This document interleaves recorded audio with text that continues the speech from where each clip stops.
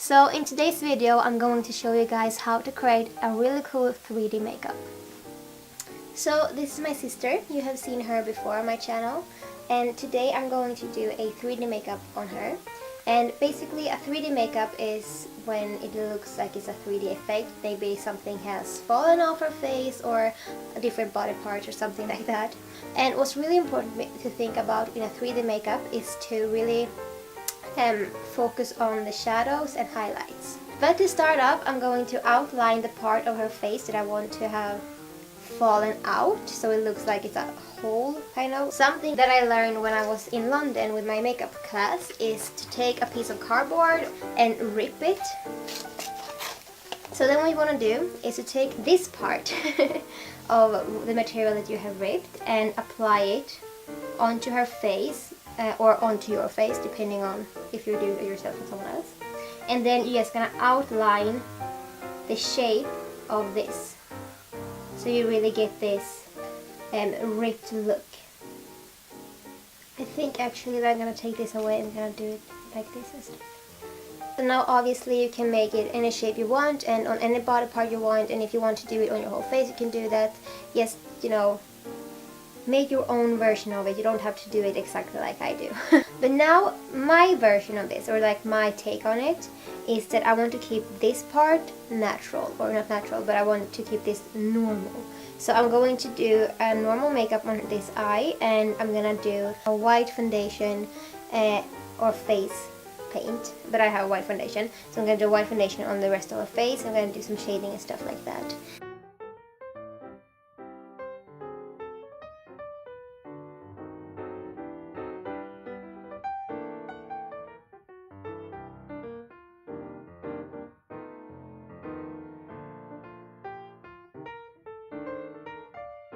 So as you can tell, I changed my mind again, so I did redo the crack in her face.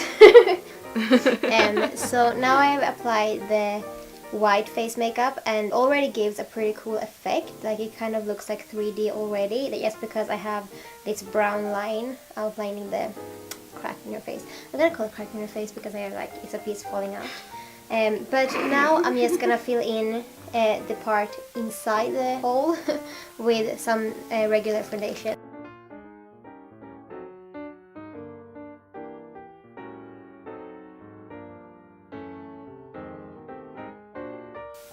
And the reason that I'm using a brown pencil to outline the hole is because it's easier to erase and redo if you mess it up like I did.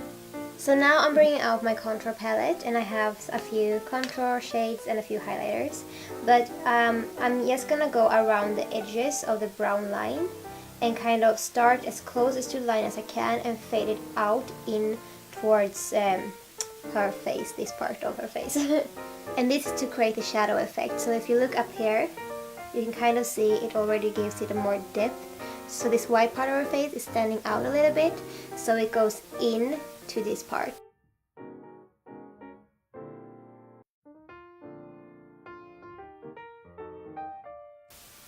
And this is also just the transfer shade, like the first shade. We're gonna apply more later. I do have this vision of how I want it to look, and so I gotta go in and redo some things a little bit now and then, like the details. For example, now I think I went a little bit too far out on this shadow, so I'm just gonna take the sponge again with the foundation on and just slightly blend it in. This way you won't get any harsh edges, and you will still get the shadow effect. And now to set it, I'm just taking a translucent powder. Gonna dust this all over her face, but not in circular motions, because then we're gonna smudge everything together. So I'm just gonna start off by applying it to this part and just dotting it on. And this is to set the foundation so it won't slide around.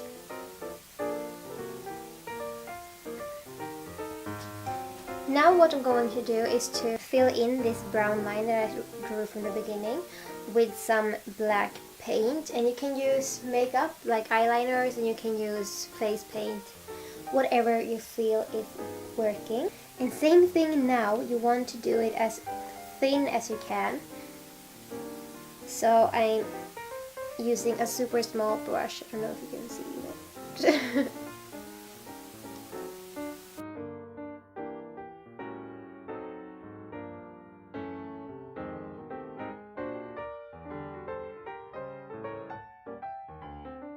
Now it's time to start shading again. So this time I'm gonna take a black eyeshadow and I'm gonna go as close to the black line as possible. You don't want to bring the black shadow further out than you have brought the brown shadow, because the brown shadow is like the stop and it's just a transfer shade, so that is where the light switch, so it gets a little bit lighter.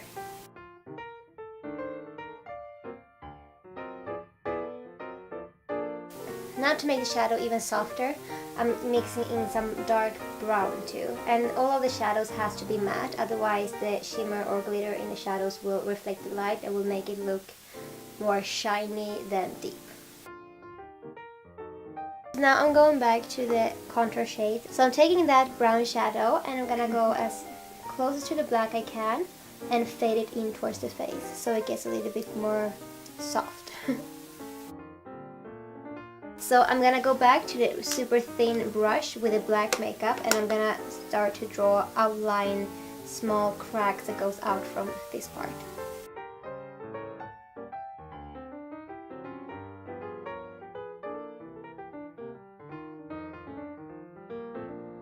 And kind of to clean up the shape, I'm taking some of the white foundation again on a angled thin makeup brush and I'm gonna go on the outside.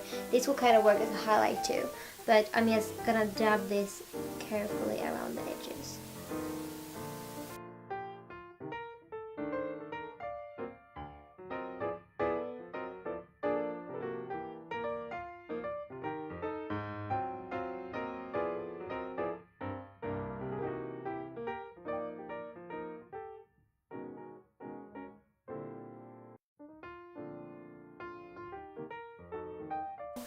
Now it's time to beautify this part of the face, which means I'm just gonna put on some eyeshadow, mascara, eyeliner, fix her brows, such like stuff like that. So fast forward.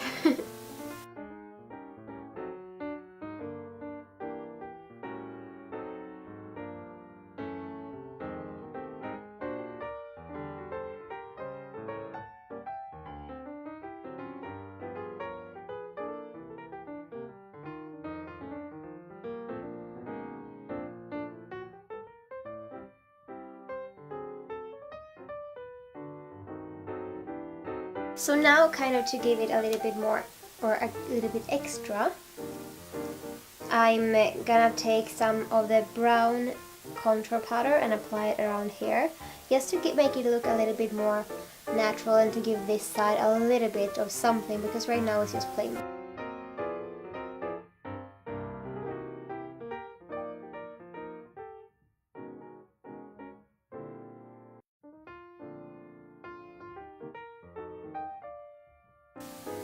Now I'm just fixing up the hair a little bit to go with this makeup. Now this is a totally optional step, but I feel that this makeup goes with a little bit of a crazy hairdo.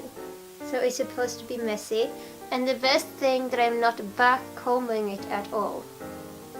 So it's really easy to take out. And if you haven't noticed, my sister's hair is like crazy long, so but what I want is for it to go a little bit over her eye, so she looks like a piece of art. Here is the finished 3D makeup on my sister. Isn't she beautiful? And this is kind of an avant-garde look too, but the main focus of this look was on the 3D, so I'm gonna give you guys a little bit of close-up.